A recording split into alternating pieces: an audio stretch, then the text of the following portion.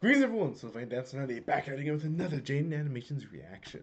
So we're looking at her tips on how to make life more interesting, apparently. Based on her face, looking at that kid with the crayons and the glue, this should be interesting as usual. Welcome to 2018, Jaden. Oh man, that's 7 years ago. What's different? Nothing yet, I don't think. If you're like me and don't plan on doing anything extraordinary this year but still want to spice things up, I have a few suggestions. You know me, living life on the edge. I'm exciting, I'm adventurous. Of course, the best way to make life more interesting is to induce a variable of surprise and the unknown. In Nice courage reference. 2017, I conducted my own apple research. I just ate a bunch of apples. Here we go. I just got really curious one day. There's so many different types of apples, and I don't know jack rabbit about any of them. Did you know there's...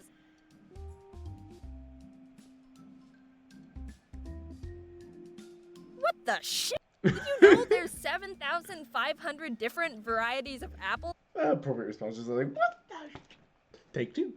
200 in the US? Because that was the first time I actually Googled it. I didn't eat 7,500 apples last year, but every week when I went to the grocery store, I'd get a different type of apple I hadn't had before, so I'd be learning about a new apple every week. It sounds stupid, but shut up, I learned a lot about apples.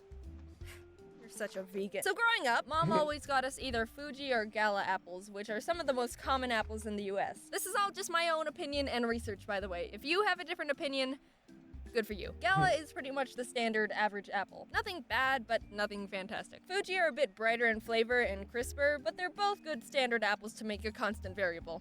Ha! See, I learned something in 7th grade science. Now, yes, this is happening. Back again with another legit food review. Golden Delicious are softer and less sweet than Fuji and have more of an applesauce taste. I'm aware of the irony in that description. Prips Pink or Pink Lady apples are firmer than Fuji but more tart. I don't like Red Delicious. They have a thick skin and mediocre flavor, and if you get a bad one, they're super gross and spongy. Everyone knows Granny Smith. She's green and tart. Sugar Bees are a lot crisper than Fuji and, like the name suggests, super sweet. A top tier apple. Envy tastes pretty much like Sugar Bee. Call me apple racist. Jazz apples were a disappointment, mainly because I thought the name was cool and the grocery store had a fun little name tag for them. They didn't taste all that great. Ruby Frosts, no wait, I'll go faster, have thick skin and are kind of sour but not as much as Granny Smith. Pacific Rose are my favorite and the best apple. If anyone tries to tell you there's a better apple, they're probably right because they only tried like 15 out of the 7,500 varieties, which is like 0.2%, but these are the ones I buy all the time now. Honey Crisp apples are crisp. Nah, they're good, but they're more expensive. Peru apples are really crunchy and taste like a weak Gala. Rockets are super small and have a unique aftertaste. Macintosh are surprisingly super soft and sweet and taste nothing like a computer. Well, I wonder why. Braeburn, also known as the worst apple to ever be genetically created. I tried it for the first time. Macintosh are surprisingly super soft and sweet and taste nothing like a computer. Braeburn, also known as the worst apple to ever be genetically created. I tried it for the first time and was like, ugh, ew, whoa, what the freak? Like, it's trying to be sweet, but also tart at the same time, and it's like, just pick one. You're just a dumb apple. Apparently, they were created by accident and are a hybrid of Granny Smith and Lady Hamilton, so they're not even supposed to exist. Jeez, Granny Smith, use protection. But Oh boy, man, Granny be finding that love in her age, I see. I mean, to give them credit, that's pretty progressive considering it was the 1950s. Apparently, Braeburn is also a My Little... I was wondering if she'd bring that up because, you have the Granny Smith, you have the Macintosh, you have Braeburn, they're all My Little Pony names, they're also apples. Pony character? Anyway, avoid at all costs. I hope all the Braeburn trees burn in a giant fire and rebirth into Pacific Rose ones. So now you're an apple master. Like me. Apple Research gave me something to look forward to each week and isn't very expensive since they're apples. I'm also currently running a similar experiment on mint gum flavors. If apples aren't good enough for you, then try doing something you normally wouldn't do. But not because you're a new and improved person, just to try and get a good story out of it. If you start trying to induce good stories, eventually you'll get one. When I was still in college... About to say, if you start inducing, in this case start desperately trying to get those views and attentions on social media, well, you're gonna end up somewhere behind bars. I had to take a service learning class where we had to earn 75 hours of service from some sort of internship without being paid. The one I chose, completely on my own, not because it was the closest to campus and I didn't have a car, was working as a teacher's aide at a children's Montessori. Don't know what a Montessori is? Me neither when I took the internship. It's a children's school where the teachers focus more on letting the kids learn things on their own more naturally than traditional teaching methods in elementary schools. Wait, Jaden, this sounds interesting. Can you explain a bit more? Nope, I'm moving on. So the main reason I chose the Montessori, not including the location, was because kids are funny. And there would be some great stories to come from babysitting a classroom of kindergarten The chair balancer, the glue eater, the wall artist. Yeah. to third graders 6 hours a week for a whole semester. I applied to the Montessori and scheduled an interview. I've never had a real job before, so I was super nervous and didn't know what to expect. The head teacher, Miss Frizzy, which isn't her real name, greeted me. Actually, no, first, I didn't know where the front door was. Like, I went up to the door that I thought was the entrance, but it was locked, so I called the number they gave me, and they said just go through the gate, and I didn't know where the gate was, but it ended up being around the side of the building, and the gates were all closed, so I thought I'd have to hop the fence to get into the school, but it would look super sketchy to see a college student hopping a gate to force their way into a children's Montessori. But I figured it out. So I met Miss Frizzy, but not in our own room. It was in the middle of the kids' class time when they were all running around with books and puzzles. She was like, "Hey there, nice to meet ya," and pulled out a kid's chair because they didn't have anything else. I sat down and my knees crunched up to my chin. It was a lot more casual than I thought it was gonna be. And probably should have been. There was one part where she was like, "Do you have first aid training? You legally need to have that if you want to work with children." And I will not confirm nor deny the possible first aid training in question, but yeah, we might have brushed over that one. Anyway, I got the internship around. As a teacher myself, I'm just like, you flub that info, madam. In case you guys forgot, I'm studying to become a teacher, so to me, these kinds of answers are where I'm like, well, if a kid gets injured, we're putting that to the test. Arrived the first day, and no one told me what to do. I was like, "Hi, how can I help? And also, how does everything work? Because I know nothing." "Oh, yeah, just help the kids if they need help."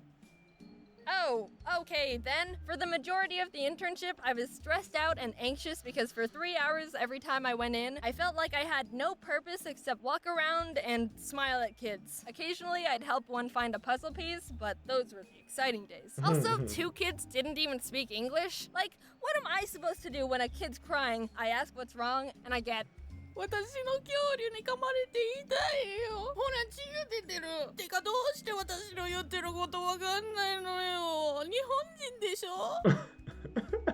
For an hour, the kids would have lunch She's just like, what is he saying? I need a translator. and then go outside to play, and that was more manageable because I just had to make sure none of them backflipped off swings or something dumb. I could also pass the time and prevent insanity by sweeping sand off the pavement. My favorite memory by far when I was there was when a kid got stuck in a bucket. We just hear, "Help! To help!" and look over to a kid, upside down turtle with his butt in a pail. Pathetic. So what can you take away from this video? Brayburn apples were an accidental hybrid love child of 2 apples, and kids are incompetent at life. See, with a few little tweaks, it isn't hard to spice up your life. You know, true as that is. Actually, I got no correction. That's pretty much it. Now, go out and get yourself a funny story. Also, one day at the Montessori, a kid pooped on the sidewalk. Happy practically end of January. Sorry I haven't been able to get more videos out lately. Buff Ari. Never thought I'd see the day. Life hits you hard, bro. I'd like to thank Dave from Boy in a Band's sister, Hannah, for the little Japanese boy's voice. That was actual Japanese. She taught herself Japanese in her free time. She told me the translation, and I'm not gonna tell you.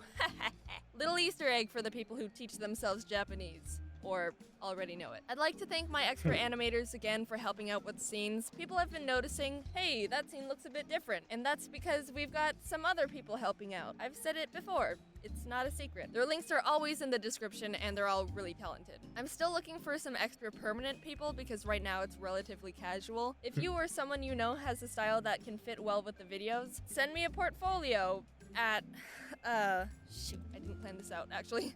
Let's do Jaden Animations Animator at gmail.com. Yeah, no problem. Promises I'll be able to respond to your email. Last time I asked you for pet photos, Twitter blew up and everything in my notifications were just pet photos for a solid week. It's not the same, but just a disclaimer. I also forgot that I also tried opal apples and they're really good, IMO. Okay, I think that's all. Anyway, hope you guys enjoyed that one. I certainly did, and yeah, as a teacher, as a teacher in training, yep, kids can give you some interesting stories to tell. Oh man, when I tell you about this one though, yeah, was working with a kid. He loved insects, like he is a bug hunter. He'll literally crawl in. He was willing to crawl into a bramble bush to try and find bugs because he wants to try and collect some. I had to literally help a teacher pull the kid out of his jacket when he got tangled in the brambles. He wasn't hurt, thankfully, but his jacket was pretty much foobar. It was super snagged. We had to cut part of the jacket in order to get him out of it because he had zipped it up, and the brambles were locked within the zipper partially because of how it, got tangled in the brambles. So, partial cut, pull out the kid gently, and he's out of jacket in the middle of fall. Not the most fun time for that poor kid, given how he was windy that day. Got him inside, got him a jacket from Lost and Found. Mom then called us asking what happened. For some reason, she couldn't stop laughing for a solid 2 minutes while we were telling her on the phone. Just like, ma'am, your son almost got hurt. You're still laughing. This is my future career. Yay. Anywho, hopefully you guys enjoyed that. I'm looking forward to seeing more of Jade Animations. I hope you guys are too, as we continue on to enjoy some of her older content as we get to the newer stuff since she has been updating. And looking forward to seeing what you guys think of it. In the meantime, you guys take care. I'll see you in the next video.